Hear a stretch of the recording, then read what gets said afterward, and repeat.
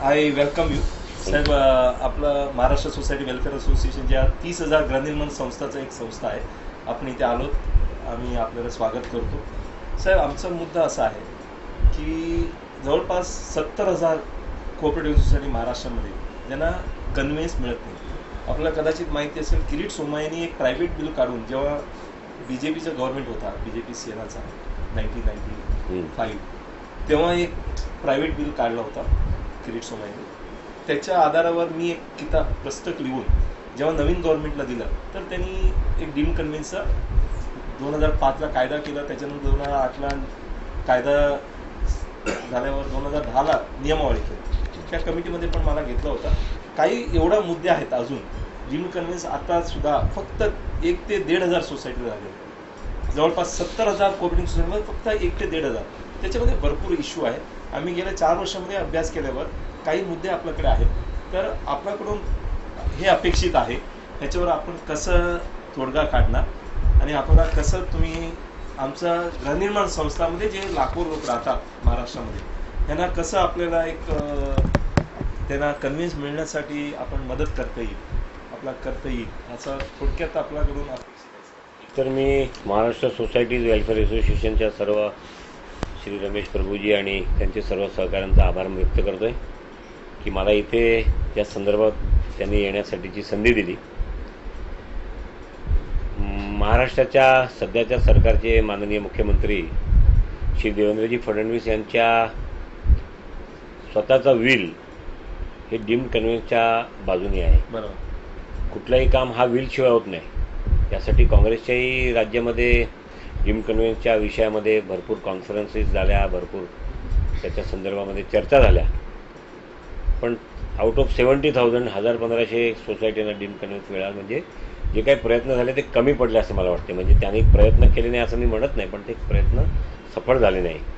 माननीय मुख्यमंत्री महोदय श्री देवेंद्रजींची मनापासूनची इच्छा आहे की महाराष्ट्रात 48% शहरीकरण झालेला विभाग आहे आणि ज्याच्यामध्ये ऑनरशिप बेसिसवरती राहणाऱ्या लोकांना त्यांच्या जागेचं अभिहस्तांतरण न झाल्यामुळे रिडेव्हलपमेंटला आजही अडचण येतात आणि बाकीच्यांना उद्या येऊ शकते अशी परिस्थिती निर्माण झाली. तर याच्या संदर्भामध्ये कायदा हा सुलभ व्हावा आणि कायदा हा लोकांना मदत करण्यासाठीचा असावा. कायदा हा लोकांना स्पीड ब्रेकर म्हणून नुकसान करणारा नसावा. अशा पद्धतीने जे काही करता येईल त्या पद्धतीने तुम्ही आमदारांनी त्याच्या संदर्भात माहिती गोळा करा, एकत्रित करा का आणि शासनाला ती माहिती पुरवा. त्यासाठी मी रमेश प्रभूजींकडे स्वतःहून फोन करून आलो आणि त्यांनी मला संधी दिली. त्यासाठी पुन्हा एकदा आभार व्यक्त करतो आहे. भरपूर कामं रमेशजी आपल्या या सगळ्या कलिग्सनी आणि आपण या संदर्भात केलेली आहेत. गव्हर्नमेंटचा जर शासन करतानाचा विल असेल तर जे बाबूशाही याच्यामध्ये अडचण निर्माण करते, त्या बाबूशाहींना कशा पद्धतीने कन्व्हिन्स करायचं आणि त्यांच्याकडनं करून घ्यायचा, ही प्रयत्नाला आम्ही निश्चितपणे मदत करू. आपले सर्व मुद्दे मी आज इथे बघून घेतले आहेत, त्याच्यावरती चर्चा झाली आहे. आयदर ऑर अशा बऱ्याचशा कंडिशन याच्यामध्ये ज्यांचे स्टेक लागलेले आहेत, आयदर मग ते लँड ओनर असो, आयदर ते डेव्हलपर्स असो, आयदर ते ऑक्युपायर असो, त्याच्यापेक्षा मोठा स्टेक याच्यामध्ये असं मला वाटतं की तो सरकारचा लागलेला आहे. सरकारलाही याच्यापासून फार मोठा रेव्हेन्यूचं जनरेशन होणार आहे. तो स्टॅम्प ड्युटीच्या माध्यमाने होणार आहे. बाकीच्या ज्या ड्यूज लोकल बॉडीचे बाकी असतील, जे कन्व्हिन्ससाठी येतील, त्यांना त्या कंडिशनमध्ये जर नो ड्यू सर्टिफिकेटला आपण इन्व्हॉल्व करून घेतलं, जशी आपली चर्चा झाली त्याप्रमाणे, तर सरकारलाही मोठं रेव्हेन्यू मिळणार आहे आणि लोकांना त्याच्यामध्ये रिलीफ फार मोठ्या प्रमाणात होणार आहे. मी निश्चितच आपल्या ह्या सगळ्या सूचना मध्ये जे काही आणखीन करता येईल त्या पद्धतीने करू आम्ही निश्चित. आणि मी तुम्हाला खात्री देतो की कुठलीही गोष्ट हे 100 पैसे मोजल्याशिवाय 1 रुपया होत नाही. 99 जरी पैसे असले तर 1 पैसामध्ये ती ताकद आहे की ते 99ला पैसे म्हणायला ठेवतात, रुपया होऊ देत नाही. पण मी प्रामाणिकतेने जर प्रयत्न केला तर मला वाटत नाही की याच्यामध्ये आपण आज सफल होऊ. पण मी प्रामाणिकतेने आणि निष्ठेने याच्या संदर्भात माननीय मुख्यमंत्री महोदयांच्या सूचनानुसार आम्ही प्रयत्न करतोय आणि करू. आणि शक्य वाटलं तर आणखीन आपली मदत याच्या संदर्भात लागली तर आपण द्या, अशी मी आपल्याला सुद्धा विनंती करतोय.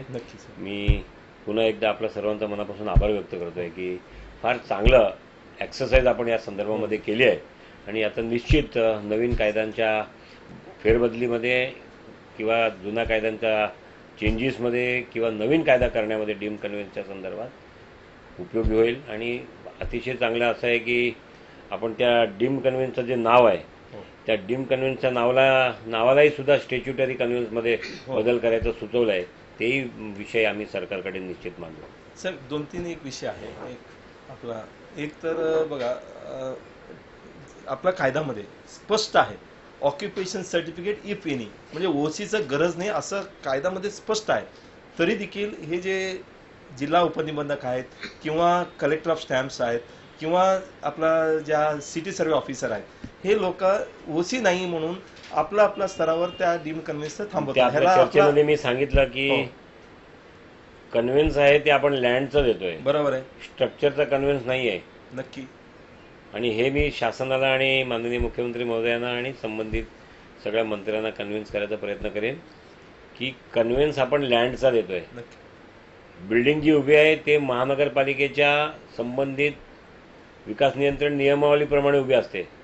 त्याच्यामध्ये जर काही इनरेग्युलरिटी असतील तर त्याला अधिकार आहे त्या महानगरपालिकेला त्याच्यावरती कारवाई करायची.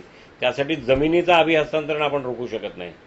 आणि जर ऑक्युपेशन सर्टिफिकेट नाही म्हणून कन्व्हिन्स देत नाही तर पहिलं काम या शासनाने हे केलं पाहिजे. माझी मागणी राहील की ज्यांना ऑक्युपेशन आहे त्यांना तुम्ही न विचारता देऊन टाकलं पाहिजे.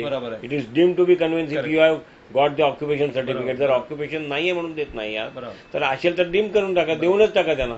पण त्यामुळे हे जे विषय मी समजून घेतले याच्या संदर्भामध्ये ज्या मान्यता आहेत त्याचे ज्यांचे स्टेक आहेत हेही लोक त्यांचा प्रयत्न करणार आहेत. पण मला असं वाटतं की सरकार प्रामाणिक आहे, सरकारची इच्छा प्रामाणिक आहे आणि शासनकडून करून घेण्यासाठीचा प्रयत्न आपण पूर्ण करू. शेवटचे आपला वन विंडो क्लिअरन्स हे करता येते. ह्याच्यामध्ये कसं झालंय आता आपला स्टॅम्प ड्युटीमध्ये वेगळं जावं लागतं, रजिस्ट्रेशनमध्ये वेगळं जावं लागतं, सिटी सर्वे ऑफिसमध्ये वेगळं जावं लागतं, जिल्हा उपनिबंधकाकडे वेगळं जावं लागतं.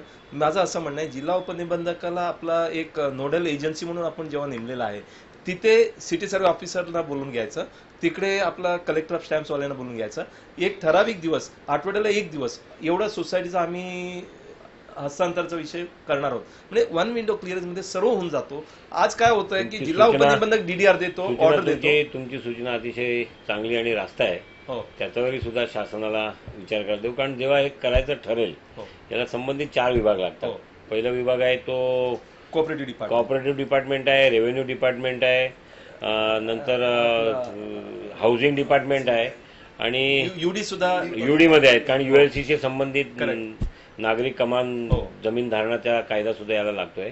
त्यामुळे हे 4 कायद्यांचे विषयामधले 4ही वेगवेगळ्या ठिकाणी जाऊन आणि त्या 4 लोकांच्या खाली एवढे डाऊन टेबल्स आहेत की तिथपर्यंत तो ऑनररी काम करणारा सोसायटीचा सेक्रेटरी किंवा चेअरमॅन किंवा कमिटी मेंबर हे करू शकणार नाही. त्यामुळे हे किती इझिएस्ट वेनी होऊ शकेल त्या इझिएस्ट वेनी करायचा प्रयत्न करू आणि त्याच्यात हे वन विंडो सिस्टम हे तुमचा मत आहे ते निश्चित त्याच्यावरती विचार करा. Okay, thank you very much.